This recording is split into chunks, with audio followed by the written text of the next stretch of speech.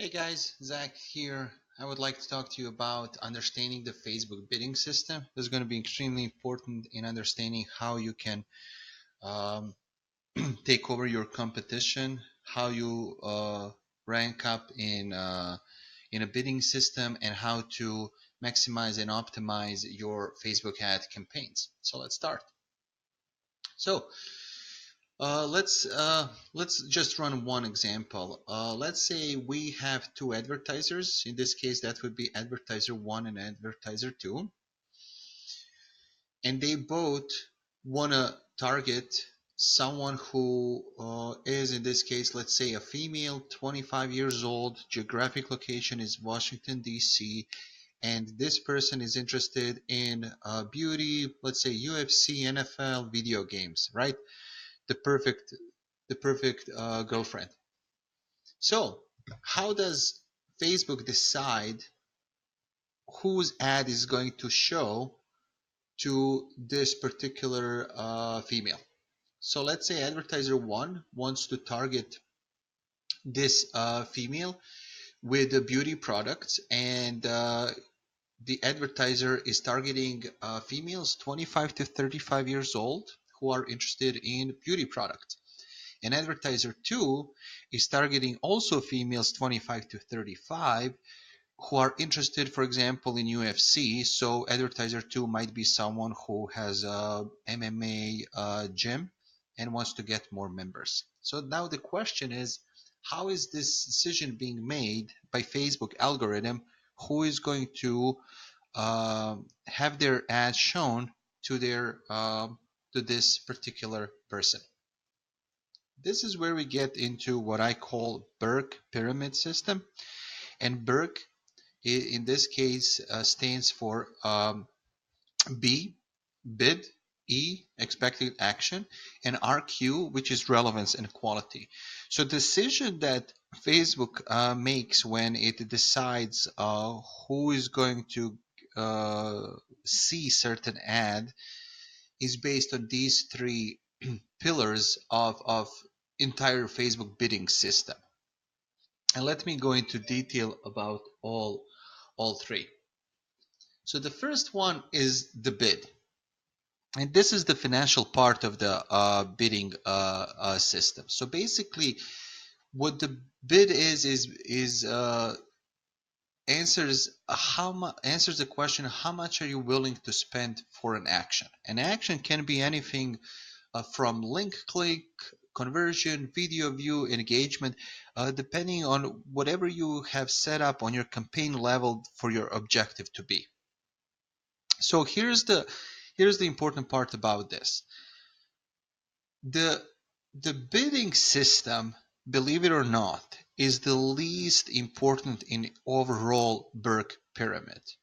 And I know that sounds weird to hear, but just keep in mind as we go through this module of training is that Facebook cares about user experience the most. It does not care about the money same way as it cares about the user experience. So, however, if we are to look at all things equal between the two ads and ad sets, and let's say the objective is the same, all things equal, the ad that spends more money will generate better results. It will be shown to more people. So, in the bidding system, sometimes successfulness of your ad campaign will depend on how much are you willing to spend. In the Burke pyramid, this is the most easiest thing to control because it's easy to increase the budget, decrease the budget, depending on your need and your goals of your campaign objectives. For example, if the ad is not performing well, but you know that your copy is good, you know that your creative is good, that your landing page is good, then you want to increase your bid. And this is really important, no more than 20% of the original amount per day. So if you have started your ad campaign with $10 a day, the next day you want to increase that by $2. Okay? Next day by $2.40. okay, and so on and so on, if that's what you want. The sweet spot, the sweet spot for increasing the bid for the best optimization is between 13 and 16%, but never more than 20%. Really important.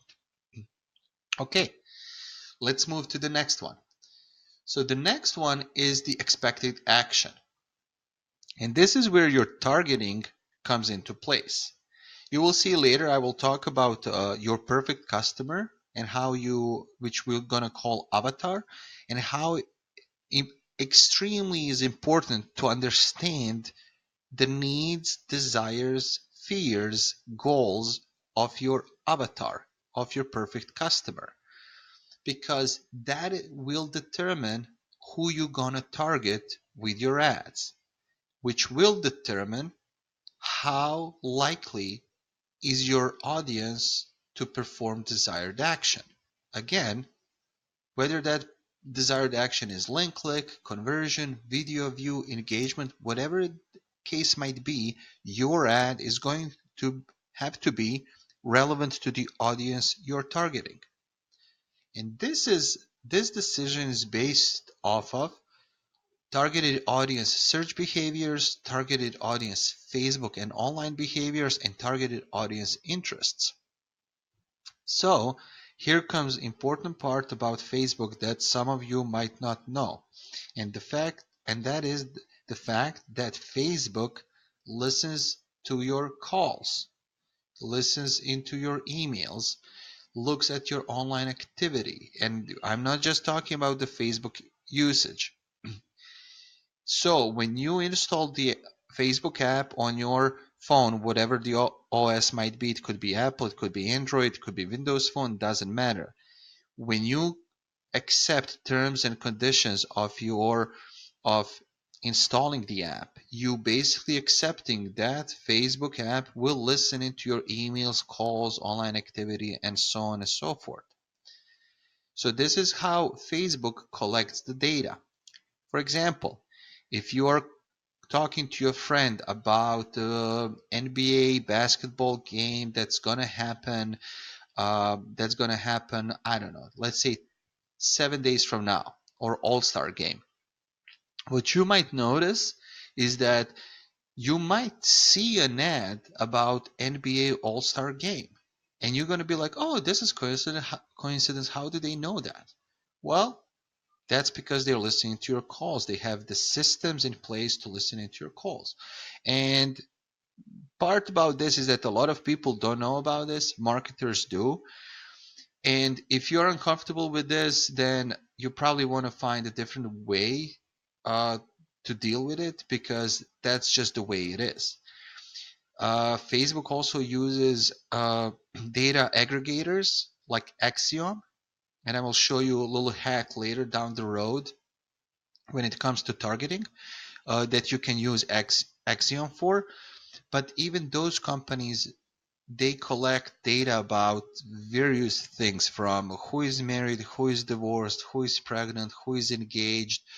There is a lot of money in game how they get this information from just a regular Joe into their systems, into data aggregators, over to Facebook. That's why Facebook, in my opinion, is the most powerful platform right now in the world, even compared to Google. But that's just my own opinion. I could be wrong about that.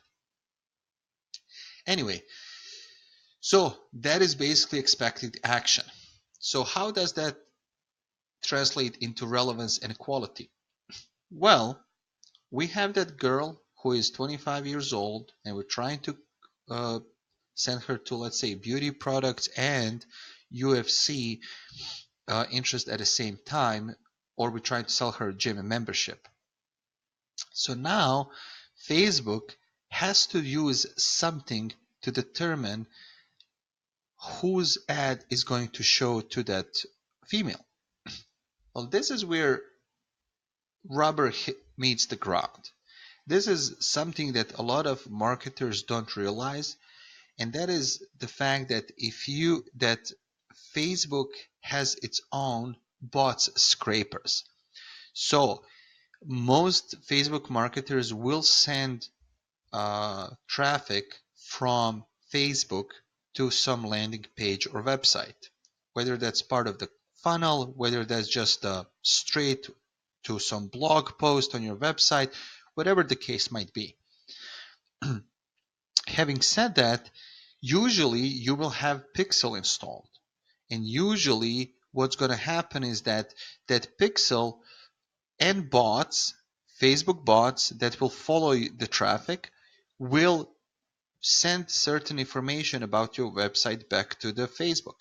So one of those things, let's take an example of lead gen, might be that you're trying to get more leads for your client and you're having people go to your website, but your website does not have a privacy policy.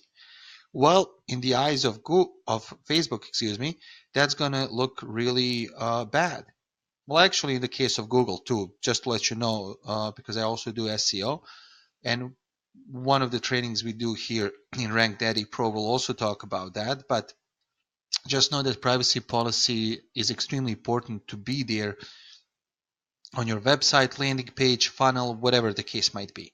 So if you don't have that privacy policy on your landing page, Facebook will not show your ad to as many people as it could have if you did have that privacy policy. So if you had a privacy policy and you say paid $10 a day, your ad will be shown to around 1,000 people.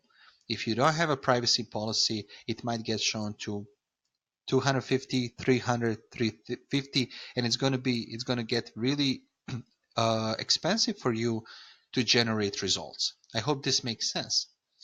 So Facebook is basing this decision about relevance and quality on a couple of things. First is the relevance score. Relevance score is basically how relevant is your ad to those that you are showing it to. And that is measured by the engagement of the targeted audience with your ad, whether they like it, whether they comment on it, whether they share it. So that's really important. It's a ratio between the number of impressions and click-through rate. We will go into reporting a little bit later, but that's what it is. Then it comes down to targeting. Again, how spot on are you with your ad when it comes to audience that you're showing this ad to, right? So if you're trying to sell a bodybuilding supplement to a 60-year-old woman who never showed any interest in bodybuilding supplements, the chances are that your targeting is way, way, way, way off, right? So which is going to cause her to hide your ad, to say that I'm not interested, even leave you a bad comment or negative comment or some angry emoji or whatever the case might be, right? Which also plays into the quality part of your Facebook ad. Then we talk about creative. How good is your creative, right? How good is your message? Does it resonate with your targeting? How good is your image, your video, your carousel? All of these things play a role. And then we come to schema data and microdata. And I will go into these a little bit later in our advanced part, which might get a little bit confusing, but it's really important to understand and figure out how to use it correctly. So schema data and microdata are basically information about your website that are being sent back to Facebook. So microdata has been released on May 20th of this year, 2017. And basically what you can do, you can tell Google, sorry, I keep saying Google. You can tell Facebook what your website is about. This will make you in an extremely good standing with Facebook, and in the bidding system, any other landing page that does not have a microdata in their ad set, there are good chances that you might overtake take the bidding auction by just having this microdata, by just telling, hey, I'm more relevant to my targeted audience than the other ad. Okay, and then I kind of said things ahead of time when I was talking about the negative feedback. But again, negative feedback, it affects your relevance score. It can affect your quality. So again, it can affect how good your ad is performing compared compared to your targeted audience. Sorry, I have something in my throat. I apologize. And then we have something that we consider as an ad account quality score. And this directly relates to your ad account. For example, how many disabled ads did you had or not approved? Is your payment on file up to date, or can Facebook charge against it? So if you take over a client and their payment method has not been updated or is not current, you need to make sure that that's being taken care of before you start running ads. Believe it or not, it will affect how successful your ad is going to perform. Okay, so that's the basically Burke pyramid. So let's take a look. Let's go back to our example right now and kind of put all things together. And we're going to do that by understanding that the reason why Facebook is going to make a decision to show the advertisers number one ad to our targeted female 25 years old is most likely because advertiser number one has a better creative, better landing page with a privacy policy, most likely better relevance score, ad account high quality score, maybe bigger budget, but it doesn't have to be. It doesn't have to be. For example, advertiser number two could have a much higher budget, but all the other things are not working out, and Facebook is gonna say nope. I'm gonna show the advertisers number one ad to the targeted audience. So just know the big takeaway from this video is the fact that you need to understand that anything that you do when it comes to running a Facebook ad campaign comes down to the user experience. And it will determine how successful you are at running the Facebook ads. Know that money is not the name of the game for Facebook. It's the user experience. Facebook will always attract people to use their platform as long as their experience on the platform is positive one. So at the beginning in the intro video, I mentioned that average person spends 60 minutes a day on Facebook. Most likely, that number will just go up. A year ago, it was 40 minutes. Now it's 60 minutes, and it's just going to go up. So just keep in mind that you want to create ads that are relative to your audience, that will take them to something that's relevant, that will take them to a landing page or a website that's relevant to them and to the ad that you just ran, that you want to make sure that when they get to that landing page, there's a privacy policy, there's information they're looking for, there's everything's relevant to the ad that you ran on the Facebook platform. So that is basically it. This is how Facebook determines how to show ad to someone when there are multiple uh, marketers competing for certain demographics, certain geography area, and so on. Okay, that is it for this video, for this module. If you have any questions, feel free to post them on our Facebook page. Thank you.